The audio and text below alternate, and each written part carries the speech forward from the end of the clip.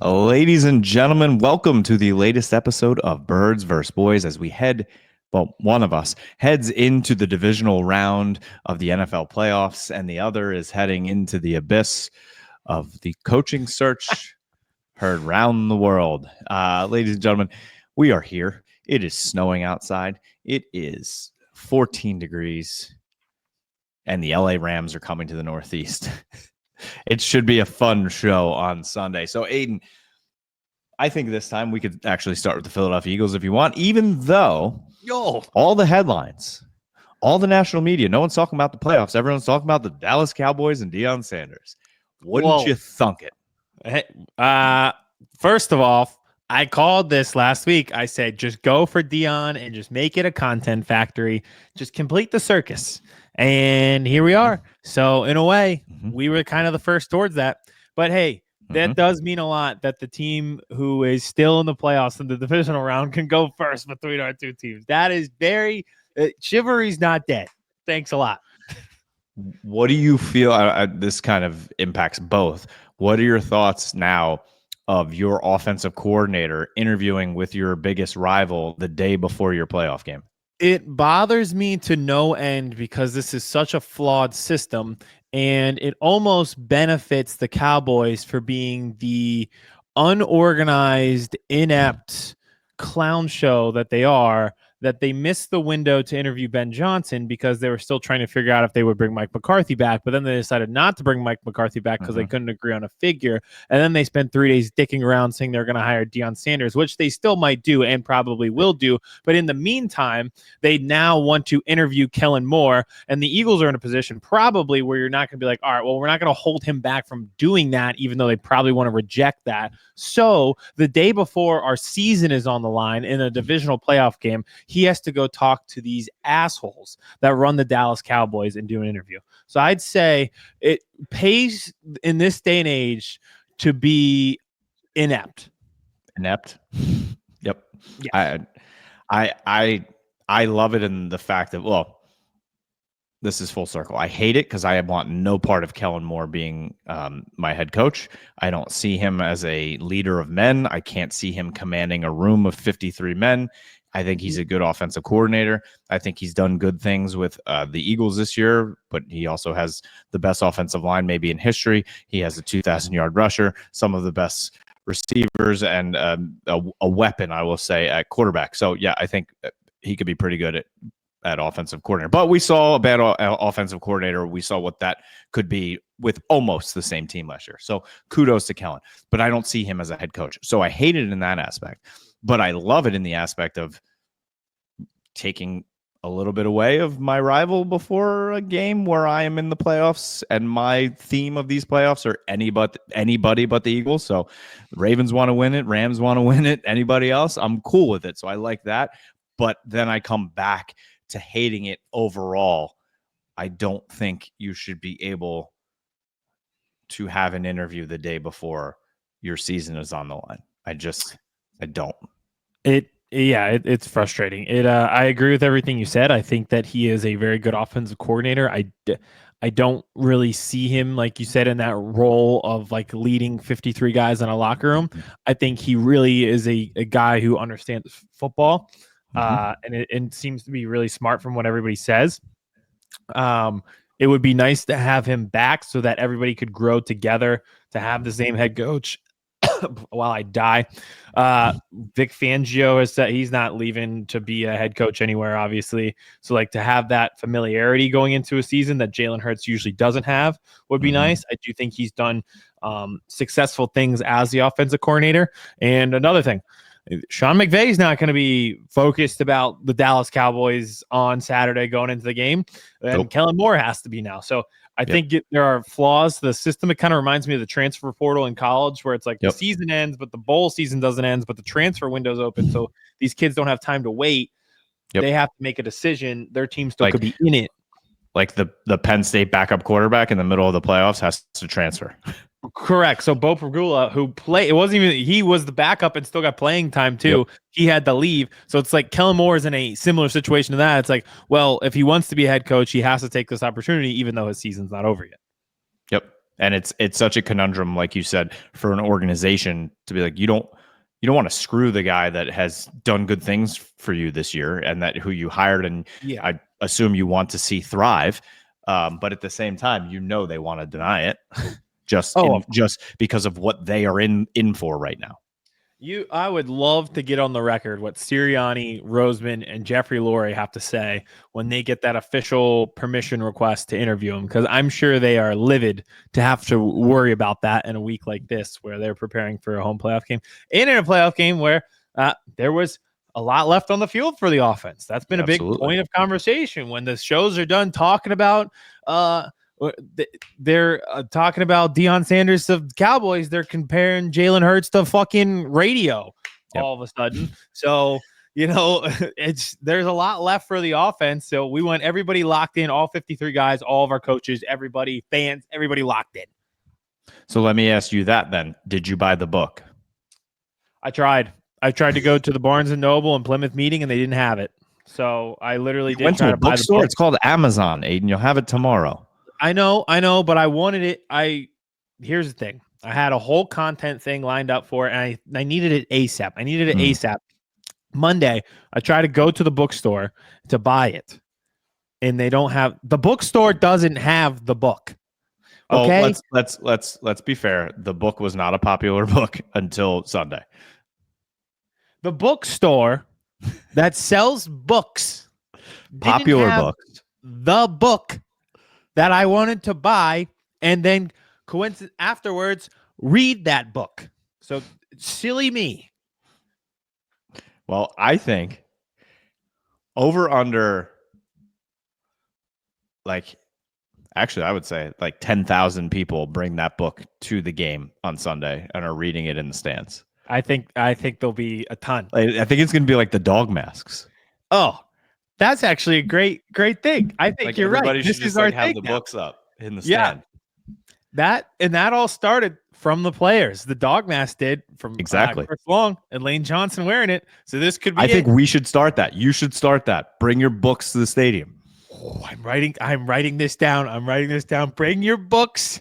It's the AJ's Book Club Sunday at 3:00. Book Club Sunday at 3. When you hear this, it'll have already been tweeted out. I am putting this out. Everyone bring your inner excellence, both personally and via book. Not thanks to the bookstores around here, but bring it to the stadium. We're all reading together. AJ's Book Club Sunday at 3. Buy 2 books. Buy 1 book so you can actually read it. And the second book, drill 2 holes in the middle so then you can hold it above your face like a mask and then still see through it. There you go. Look what we do here. Or, I think that's a great idea. The books to the stadium, I think, is great. That's our new dog mask. They're really selling those books in the parking lot. We solved that. We solved the reading crisis. So, book club on Sunday. All right.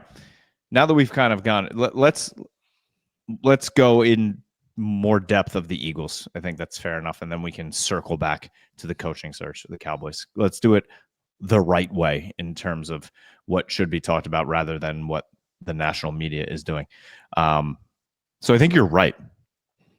From my perspective, like an outsider's perspective, there was a lot of meat left on the bone, right? A.J. Brown, 1 catch for 10.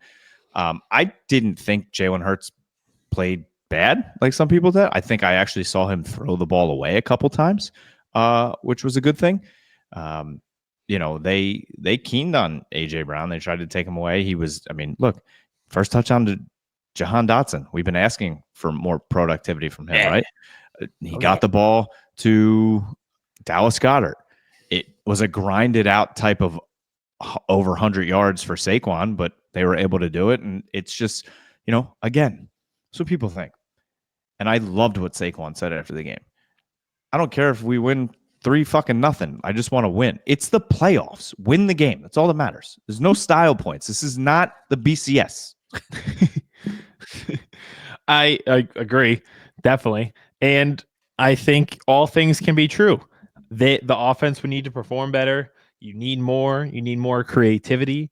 You say, oh, maybe it could be rust. Yeah, it might be rust. They haven't played together in a few weeks. Or it could be a good defense. I saw Jason Kelsey talking about the Packers scheme. I think all of that could be true. And I think when it comes to the Eagles and being there in the stadium, you can kind of sense things a little different. And when I was there, I was like, they're not showing everything, right? Like it just didn't feel like a full offensive game plan. And I genuinely feel like the first 4 plays of that game set up everything for how you saw that offense, where it went special teams turnover, rock a guy, fumble, your possession, first play, 12-yard run to Saquon, then another run, and then a touchdown where Jalen Hurts had 7 eternities to throw the football, and they scored a touchdown. And that was the first 4 plays, and you were like, okay, we don't have to go 120% with our offense. And I felt like that kind of dictated it from there. I think you are correct. And the way that game started was just, and it looked like there was going to be like 3 other points of turnovers where there was just going to be game changing. Yeah. Didn't Gardner Johnson almost have an interception too? Was that? Yep. Slay's interception was just, he looked like a receiver just that was the most aesthetically pleasing interception. Just stride for stride, put your hands out, catch. And so we were at our neighbors across the street, all Eagles fans, went there for the game, a good time. And I called it. I should have faced, but I said, this is the day Quinyon Mitchell gets an interception. And they were like, you called it. We called it. Hey, by the way, we've been calling it every week for about 11 weeks, but it only counts. It only matters when it counts. And this time we got it. Exactly. Also, go back to last week's show. We put a clip out about it. We called this game to a T. Oh, yeah. The special teams turnover. There's a clip. I'm like, they're going to run down there. They're going to pop that ball out. So that's exactly what happened. That also, by the way, I sat lower level end zone, which was awesome. I think that's the first time I ever sat lower level end zone for an Eagles game. The Slay interception on my side, kickoff on my side, touchdown directly in front of me. The Jahan Dotson touchdown right here. It was the coolest experience. That's awesome. It was awesome. Are you going to be in attendance again? TBD. Okay. Listen, if anyone wants to sponsor this podcast so that we can make extra money so that I can afford to go to these games, I'm definitely in. Hey, you could be like that. Listen, the Eagles fan who yelled those obscenities is a douchebag and deserved everything that came at him. But the guy who was recording it with a camera on him, who also has a YouTube page, and he had a GoFundMe account for people to buy his tickets. Should I start my own? Yes. Yeah. Let's start a GoFundMe and see what we can get. Send the boys to the game. Send the boys to the game so we can go to the belly of the beast. We're going to do that with you next year. We're going to strap you with a GoPro to your chest and GoFundMe it so you could go to the Eagles game. I'm in. I love it. See how many people can yell obscenities to me. There you go. I see how many people I can get their jobs taken away. Probably none because I'm a guy, but the unemployment rate is I honestly, looking forward to this game. It was weird. And I don't know if you felt the same way. I never, before even kickoff, never thought the Vikings were going to win that game. No. I texted my friend that actually. I was like, there's just something about the purple. When I see it in the playoffs, it's just like, no. They're always the same team. Like they are. Remember, they're a paper tiger. It's they show up in the regular season, they win 12, they win 13, and then they fold. And then Sam Darnold was Sam Darnold again these last 2 weeks. The viral pictures of him getting tackled, of his facial expressions and his eyes were just hilarious. So 9 sacks is a lot. 9 is a lot. But hey, this works in the Eagles' favor. Here's the thing. They're not yet. I agree. You're going to know what I'm going to say. We knew who the Vikings were.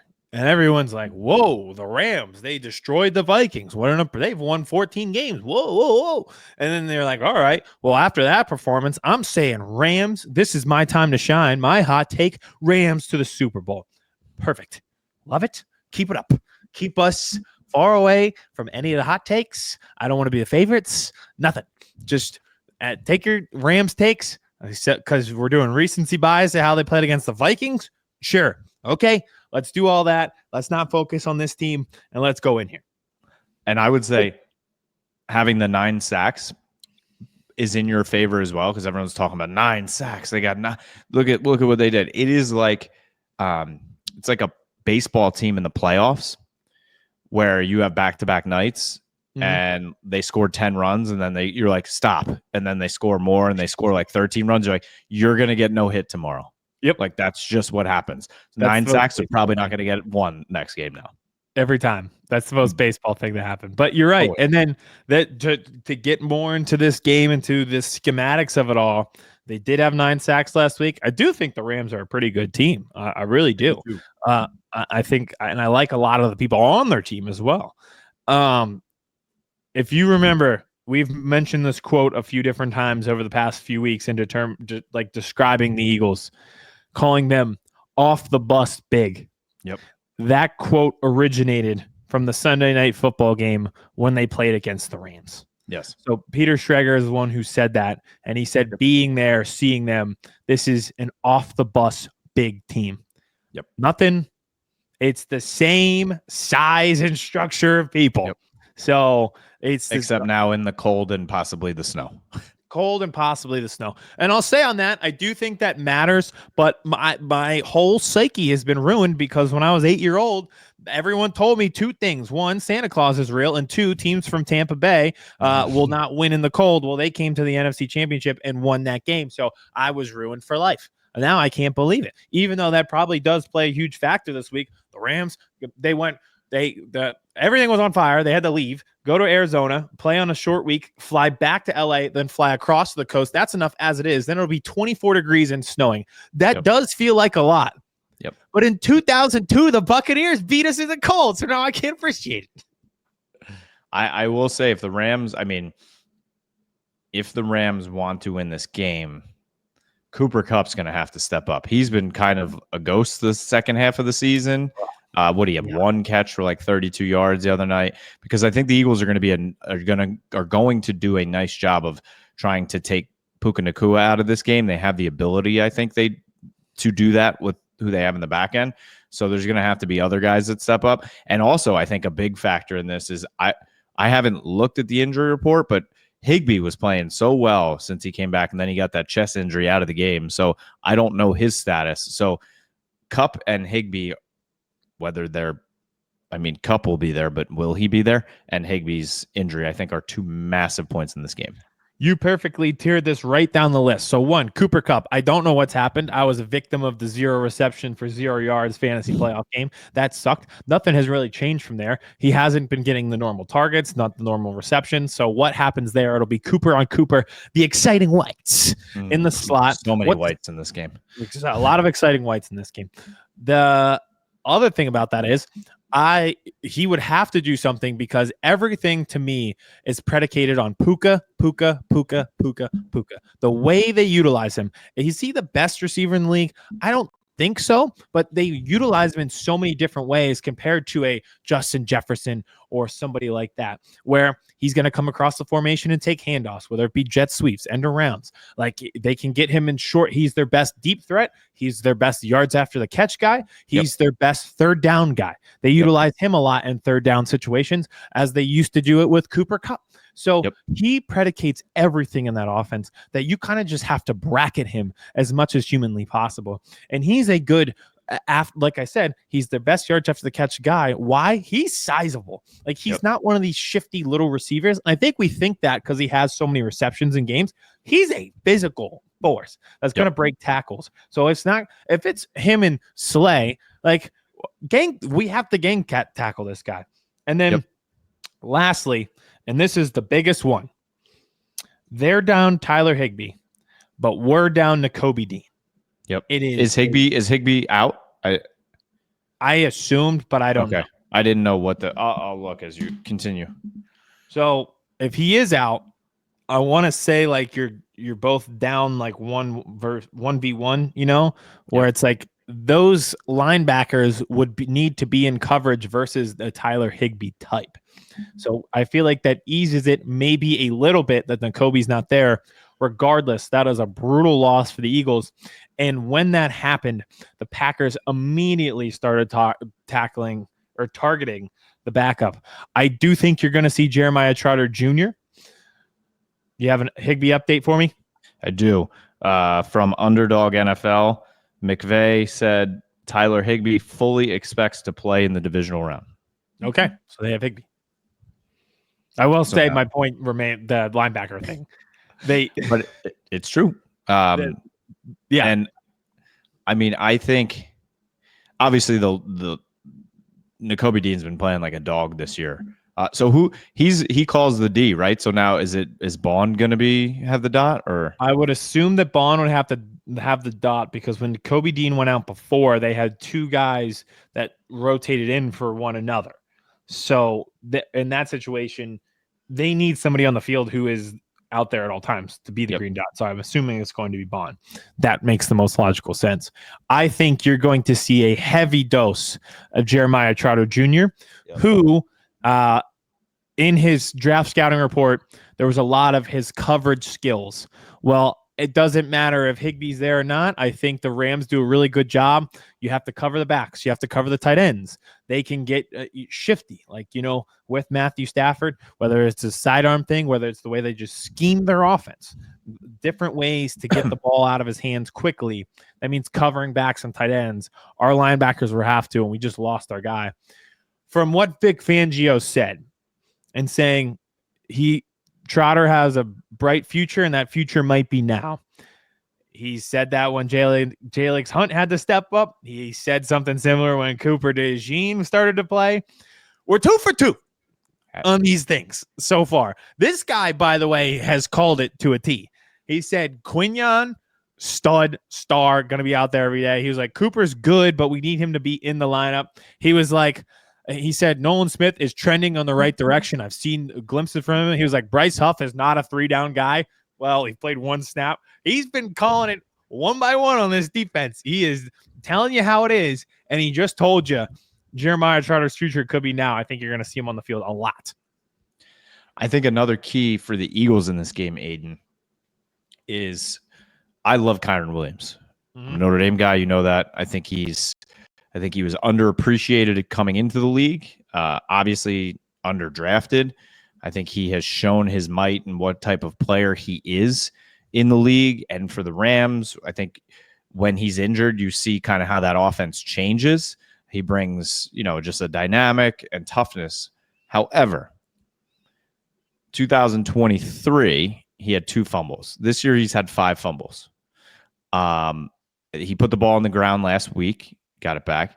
I think the defensive line, especially Jalen Carter in particular, does a good job of, while also punishing players and infecting pain and stopping the run, of punching the ball out.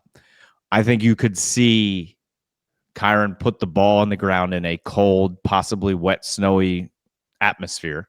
And they're going to have to be there to jump on the ball quickly. And if they do that, boom, that's a game changer. Absolutely. And that actually happened earlier this year. That Sunday night football game, first drive, Rams are moving the ball. Jalen Carter strip, Kyren Williams fumble, our ball, going that way. And it felt like that kind of dictated the night. I'll say it on the back end. It is, to me, could be a game where it feels close. And then you're sitting there as the underdog, the away team, saying, we might have a chance. Yep. And then there's that just like back-breaking play where you're like, no. And it could be that fumble, and it flips the field. Eagles get the ball, crowds roaring, cameras shaking on TV because it's so loud, and they go down, and that seals it. You just described my biggest fear for Monday night in the national championship game. Yeah, yes. Fully. Or your quarterback just with 43 seconds left decides to throw it off his back foot across his body and get picked off at the 43-yard line. Why? Thank you. But I could see Notre Dame hanging first half, and then all of a sudden, boom, and you're like, wait, how's Ohio State up 14 now?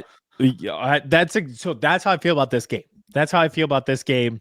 And I know this feeling because I've been on the opposite side of it many, many times. Yep. Where I'm like, we might have a chance. And then you just know that play in your heart of heart where you're like, oh, that was brutal.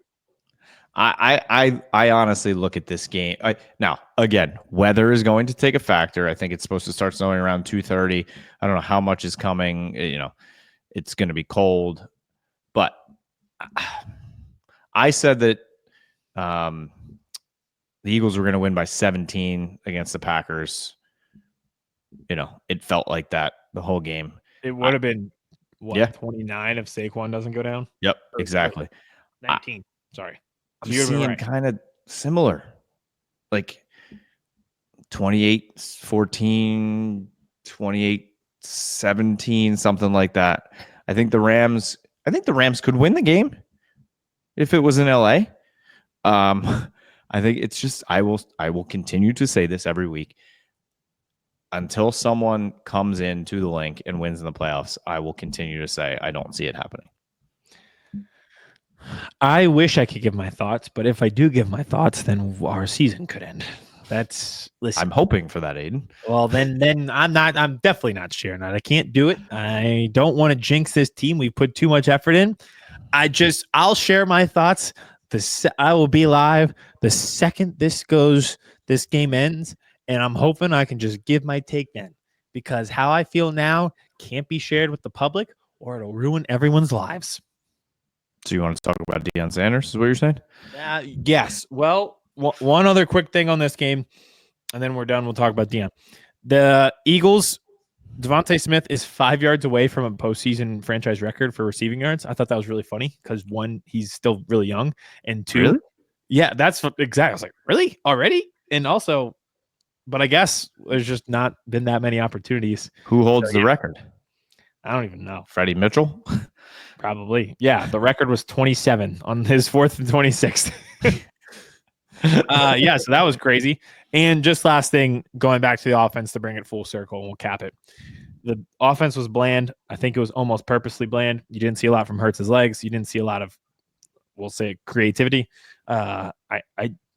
I'm sure everyone would love them to ground and pound Saquon to death like they did against the Rams, and there will be some of that. I just think you'll see a more fluent offense this week. I'm more confident. I agree. And anytime things got a little dicey, even remotely, it was 10-3. They went down. They scored a touchdown. It was 16-10. They went down. They kicked the field goal to make it 19-10. Like every time things got even remotely like out of their control, they're like, all right, let's lock in. And they went on a drive. They put points on the board. We shall see. We shall see. All right, let's get a quick update here with the Cowboys, and then we'll get out of here. So coaching search now is in full swing, and it's interesting names, right? I think the names right away, and I said this in July on Twitter. I said that what was going to happen this year is the Cowboys were not going to hit expectations. Click. The Eagles' offense was going to look good this year. Click. The Cowboys were not going to bring Mike McCarthy back. Click. The Cowboys were going to bring in Kellen Moore as head coach. Probably going to be click. And then Jerry Jones would open the press conference saying, if you love something, you let it go. And if it comes back to you, it's always been yours. And that's what Jerry Jones is going to open the press conference with when they bring Kellen Moore back as the head coach. Now, I want nothing to do, like I said, with Kellen Moore. I think he's a nice guy. He did good things. I think, if they were like, we're going to bring him back as the offensive coordinator, cool. But if you do hire Kellen Moore, you're going to need some type of badass defensive coordinator, probably someone who's been a head coach like a Robert Saleh. I'd be all in with him being a DC. Now, some of the other names they've interviewed or are going to interview, Robert Saleh, okay. Leslie Frazier. I forgot that human being existed. So, okay. I have also heard Brian Johnson, the former offensive coordinator for your Philadelphia Eagles, who has ties to Dak Prescott. Anthony Lynn, I have heard. So there's other names that have not come out in terms of who they actually, and they've requested Kellen Moore, obviously. They've had conversations with Deion Sanders, and it was interesting. I was like, all right, it's just funny how this happened. And I made a video for our TikTok saying, all of a sudden the Deion news came out during Monday Night Football, and then Schefter had a report at halftime. It's like, okay, this is just a PR plant. There are rumblings from inside the building and people that in the know that are saying, okay, this is a little bit more real than we thought. Not saying it's definitely going to happen, but there might actually be legs to it. Now, there's not going to be serious legs to the Cowboys bringing in Shador. Like they literally are not going to eat $104 million, $104 million dead cap.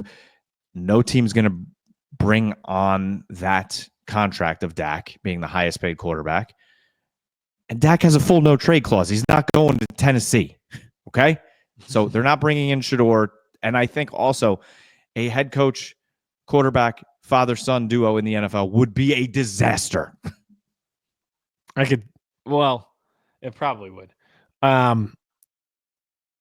I saw that Deion might have said like he would do the job. Is that the most recent report? Yep. So he would say yes if offered. Yes.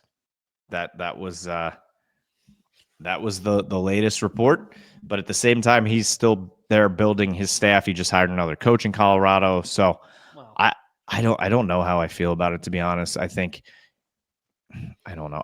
My biggest question is, how would NFL players relate to him? Because you can't be the guy he is in Colorado, showing up like, I'm here and I'm bringing my luggage and it's Louis. Like, you're not, and then everybody hits the portal. Like, there would have to be some sort of evolution to his persona and his coaching style at the NFL level. I feel like you can't just go in there and wow these professionals because you're Deion Sanders. And the money thing, like, they all also have money. Yep. So yep. I, in a weird way, think it might work in Dallas. It would be the most annoying thing to have to put up with, because it's just a gold mine for sports talk shows that people only watch clips online or in dentist office. But I do think it can work, and I will say, I can't believe I'm now the Deion defender, but I do think he was humbled a bit in how it went year one and kind of found their footing in year two. And I felt like I started to hear like less drama stories. Like, it was more like football stuff. Yep. So the only drama story of the year was like with Colorado, had nothing to do with Deion. It was the kid's girlfriend. Yeah, exactly. So we'll see if these stories continue to go out, if an actual interview happens, because that the conversation they had does not count as an interview. And we'll see what they do. My biggest ask is, give us at least a wide-ranging interview search, because the last time it was Mike McCarthy and Marvin Lewis. And we know what that was supposed to do. Exactly. Yep. And unfortunately, does that mean, like, is that what they're doing with Leslie Frazier? And that just feels disgusting. You know what I mean? Yeah, I know. I get the premise of that rule. Like, it had good intentions, but now the league is kind of used it as a workaround. And the last thing that I'm going to bring to this is, my prediction is, some way or another, Jason Witten will be on this coaching staff. I don't think you can hire him as the head coach yet. I think he is the opposite of Kellen Moore. He will command a room. He will lead 53 men. I think he would be a great CEO type head coach, motivate the boys, and then you get, an offensive coordinator, defensive coordinator. I think he can do that. It's just not yet. Like, I wish he would have went into a role right away in the NFL instead of wasting his time in the booth for a year and then coming back and like been an assistant. We've seen what he's done at the high school ranks, right? Just won state championship, undefeated. His son still I think his one son still has 2 years left, and he's trending to be a 5-star. He's getting offers all over, either as a safety or a tight end. So I think he's going to be on staff some way or another. It will just be interesting of, like, it's almost like when McCarthy came in and they were like, all right, Kellen's your offensive coordinator. You don't have a choice. You know what I mean? And now I don't think Jason's going to be an offensive coordinator. I think he'll just be some sort of coach. So we'll see how that kind of works its way as well. It would, see, what's crazy about him is I could see him being more of a head coach than like a offensive coordinator. He's not a play caller. Not a play caller type of guy. That's what I'm saying. Like, with Deion, I really do think it'll happen. I think he gets a certain level of respect amongst players, especially putting his own son into the league, as well as Travis Hunter, who's like his adopted son. So I think he's respected at the player level enough that I do think it would work. I think like you said, the brags that he has don't necessarily work. You can't come into the room and do a vlog and say most of you won't be here next year. Like, I don't think that, because then an NFL player will probably be like, all right, cool. Like, I don't think that works, but I do think there's a certain level of respect. I do think people like that like, how we were like, I can't see it with Kellen. I can't see him standing up in front of 53 guys and rallying. Like, when you're down 10-3, the way Notre Dame was, and Marcus Freeman stood up in that locker room and every guy was locked in, eyes on him, and he laid out exactly what they had to do, and you could clearly see they were buying in. I don't know if I can see Kellen Moore doing that. I could see Deion doing that. Yep. And this is the last thing I'm going to say. Chicago Bears, everybody else, keep your fucking hands away from my head coach. Okay. Yeah. Don't you even look at Marcus Freeman's direction. Yeah. Well, actually how about the Cowboys just interview Marcus Freeman? I'd rather him stay at Notre Dame. I don't need him in the clown show. Okay. It's brother. They win this national championship, he will have a blank check written from every college campus, probably the Bears. Maybe the Cowboys want to get in. I'll give him my house. Oh, he can have 8. He'll have your neighborhood. Yeah, exactly. He can have everything. I found that one time. I mean, I'm praying, Hayden. I'm praying for some. Just give me something good, okay? Please. All right. Cowboys not playing this weekend. Eagles playing 3:00. Book club at the link. Bring your books.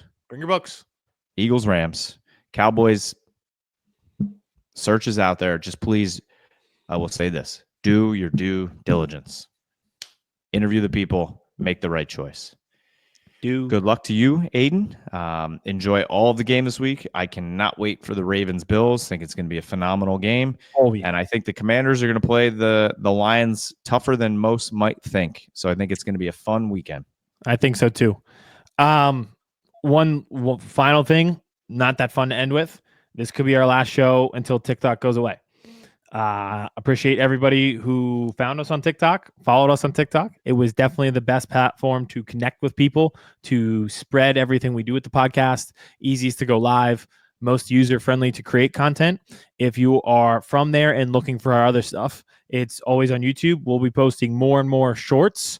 I think YouTube short is probably the closest we can get to those TikTok ones. So we'll be posting there until we find the next thing. So I appreciated the ride. Dead yet. It's not dead yet. Incoming president is saying he's trying to save it somehow. So we shall see. Let's hope. We shall see. All right. Follow us everywhere we are on social media, including TikTok until it's dead. Instagram. We're not on Facebook because who's on Facebook? Old people. And Twitter, of course. And then anywhere you listen to podcasts, we are there. Birds vs. Boys Pod. And of course, right here, if you are watching on the YouTube channel, if it's your first time, thank you for watching. Hit that subscribe button. What are you doing? And if you are back, we appreciate you. Like, get in the comments, enjoy it. We are down to 7 football games left, ladies and gentlemen. Enjoy every single snap. Bring your books. Chris Hansen here, and I'm going to need you all to take a seat right over there and check out Birds vs. Boys. I think you're completely right here, and I hate it. Yep. Hey, idiots. Stop doing dumb things. I got 2 phones. Upside alert. I might go insane. I think you're already there. There's no hope. Hope is gone. If this was an AFC North podcast, we'd be done in 15 minutes. Bob Hope. I'm going to drink bleach. That is? Be the team you promised me you were going to be this year! This is the Consciously Hopeful podcast. I'll be watching.